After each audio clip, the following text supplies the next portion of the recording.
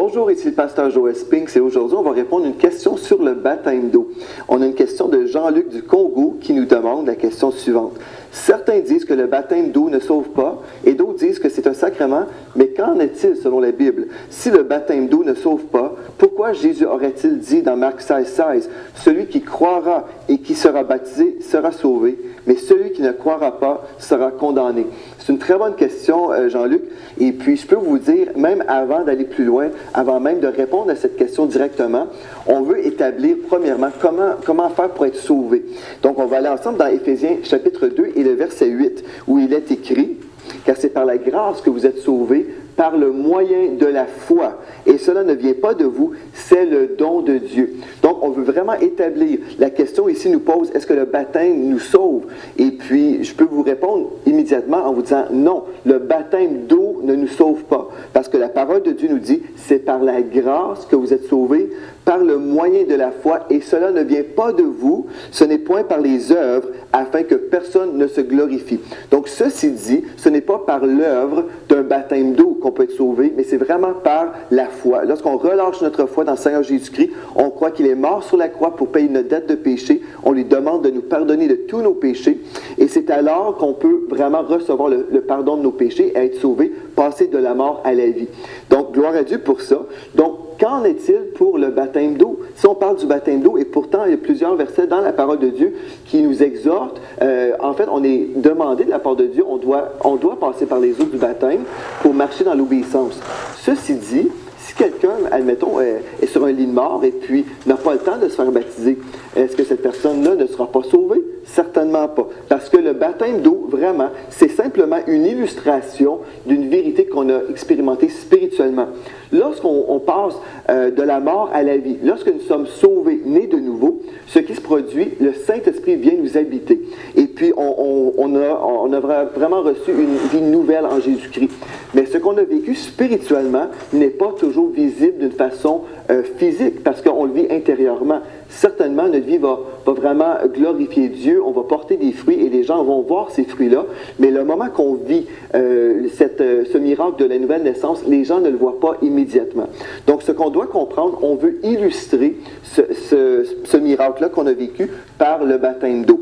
Donc, ce qu'on veut faire aussi, je veux rajouter même un autre verset dans Éphésiens 4, versets 4 à 6. Il est écrit: « Il y a un seul corps et un seul esprit, comme aussi vous avez été appelés à une seule espérance par votre vocation. Il y a un seul Seigneur, une seule foi, un seul baptême, un seul Dieu et Père de tous, qui est au-dessus de tous et parmi tous et en tous. » Je voulais rajouter ce verset-là parce que ici, ça nous dit qu'il y a un seul baptême. Et puis les gens souvent sont là, vont même prendre ce verset-là et dire, vous devez passer par les eaux du baptême dans notre Église, sinon vous n'êtes pas sauvés. Et vous savez, on peut prendre des versets comme ça hors contexte et ne pas comprendre les types de baptême que nous retrouvons dans la parole de Dieu. Et quand on fait ça, malheureusement, on va avoir toutes sortes de fausses doctrines. Donc, ce qu'on vient de faire ensemble, on a simplement établi que le salut est gratuit et c'est par la grâce que vous êtes sauvés, par le moyen de la foi, cela ne vient pas de vous. Donc, ce n'est pas non plus par l'œuvre de l'eau, du baptême d'eau, qu'on peut être sauvé. Donc, ici, quand on voit le texte qui dit « il y a un seul baptême », est-ce que ce baptême-là se réfère à un baptême d'eau, par exemple? Et on va voir ensemble, non. On doit comprendre qu'il y a des types de baptême. Et la raison pourquoi c'est vraiment une bonne question, Jean-Luc, c'est parce que quand on parle des baptêmes d'eau ou des baptêmes tout court, on est en train de parler vraiment des fondements de la vie chrétienne. Dans Hébreux 6, versets 1 à 3, il est écrit « C'est pourquoi, laissant les éléments de la parole de Christ, tendons à ce qui est parfait, sans poser de nouveau le fondement du renoncement aux œuvres mortes, de la foi en Dieu, de la doctrine des baptêmes. » Et ce texte-là nous dit vraiment que la doctrine des baptêmes fait partie des fondements de la foi chrétienne. Donc, c'est une bonne question et on devrait se pencher sur cette question-là afin de grandir dans les voies de Dieu. Donc, pour vous répondre maintenant, non, on ne peut pas mettre notre foi dans l'eau pour être sauvé. On doit comprendre, il y a des types de baptême partout à travers la parole de Dieu. Si on ne comprend pas les types de baptême, on va placer notre foi dans l'eau pour être sauvé et on va passer à côté. Comprenons, si on commence dans l'Ancienne Alliance, Il y avait le baptême de repentance que Jean-Baptiste, que vous connaissez certainement, Jean-Baptiste, lui, a baptisé les croyants, ceux qui croyaient que le Messie était à la porte. Donc, on retrouve ici, dans le baptême de repentance, dans l'Ancienne Alliance, Jean-Baptiste, qui était l'agent, et l'élément du baptême, c'était l'eau. Donc, Jean-Baptiste baptisait le croyant dans l'eau, et la référence biblique pour ça, c'est Luc 3, versets 3 à 4. Vous pourrez lire ça si vous voulez. Et ensuite, on parle du baptême de la régénération. Ça, c'est super important de comprendre ce baptême-là. Donc, on ne parle pas du baptême d'eau ici, on parle du baptême de la régénération. C'est comme si, par exemple, on prend une vieille batterie morte, et puis là, on prend cette batterie ou cette pile-là, et on vient la recharger, elle revient en vie. Bien, c'est comme ça. Spirituellement, vous étiez mort dans vos péchés, mais lorsque la vie de Dieu est venue en vous, lorsque vous avez donné votre vie à Jésus-Christ, vous êtes passé de la mort à la vie, vous êtes devenu un enfant de Dieu, vous avez été sauvé et vous avez reçu la vie de Dieu. Donc, vous avez été régénéré et vous êtes vraiment sauvé. Donc, l'agent dans le baptême de la régénération, ou si on veut le baptême dans le corps de Christ, parce que c'est véritablement ça, vous avez été baptisé dans le corps de Christ, bien, l'agent, c'est le Saint-Esprit. Le Saint-Esprit vous baptise dans le corps de Christ pour que vous puissiez faire partie de la famille de Dieu. Et c'est à ce moment-là où vous faites partie du corps de Christ. Comprenez-vous? Donc, le Saint-Esprit vous baptise dans le corps de Christ et vous faites partie du corps de Christ. Ça, c'est le baptême de la régénération. Et comprenez, quand on vient de lire le texte, il y a quelques secondes ici, du seul baptême, mais justement, nous parlons du seul baptême de la régénération. Donc, on ne peut pas être sauvé dans un autre baptême. Et le seul baptême qui nous sauve, c'est le baptême de la régénération. Ce qui veut dire on a donné notre vie à Jésus-Christ et on a été incorporé au corps de Christ. Donc, c'est super important pour nous qu'on puisse comprendre le baptême de la régénération parce que autrement, on peut placer notre foi dans l'eau. Donc, si je continue maintenant, on va juste voir ensemble 1 Corinthiens 12 et le verset 13 qui nous parle justement du baptême de la régénération. 1 Corinthiens 12, verset 13, il est écrit « Et nous tous, juifs ou non-juifs, esclaves ou hommes libres, nous avons été baptisés pour former un seul corps. » Et ici, ça nous parle du corps de Christ. Par le même Esprit Saint, et nous avons tous eu à boire de ce seul Esprit. Et en même temps, dans Galates 3, versets 26 à 27, ça dit que nous avons été baptisés en Christ. Et dans Éphésiens 4, 4 à 6, ça nous parle encore une fois un seul baptême. Donc, c'est certain, on ne peut pas être baptisé en Krishna, en Bouddha et toutes sortes d'autres personnalités. On ne peut pas placer notre foi dans des faux dieux et s'attendre d'être sauvé. On peut seulement croire en Jésus-Christ, être baptisé dans son corps, faire partie de l'Église de Jésus-Christ et vraiment savoir on est sauvé à ce moment-là. Et là, ensuite, il y a également le baptême de puissance. Et à ce moment-là, on parle du baptême de Jésus dans le Saint-Esprit.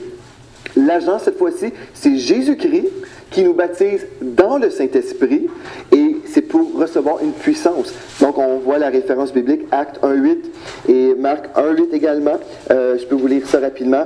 Jean-Baptiste a dit, « Moi, je vous ai baptisé avec de l'eau, mais lui, Jésus, il vous baptisera du Saint-Esprit et de feu. » Donc ici, on parle du baptême de puissance. Et ce n'est pas la même chose que le baptême de la régénération. Souvent, les gens se mélangent entre les deux. Et le fruit évident de ce baptême de puissance-là, ça va être le parler en langue selon Actes 2.4.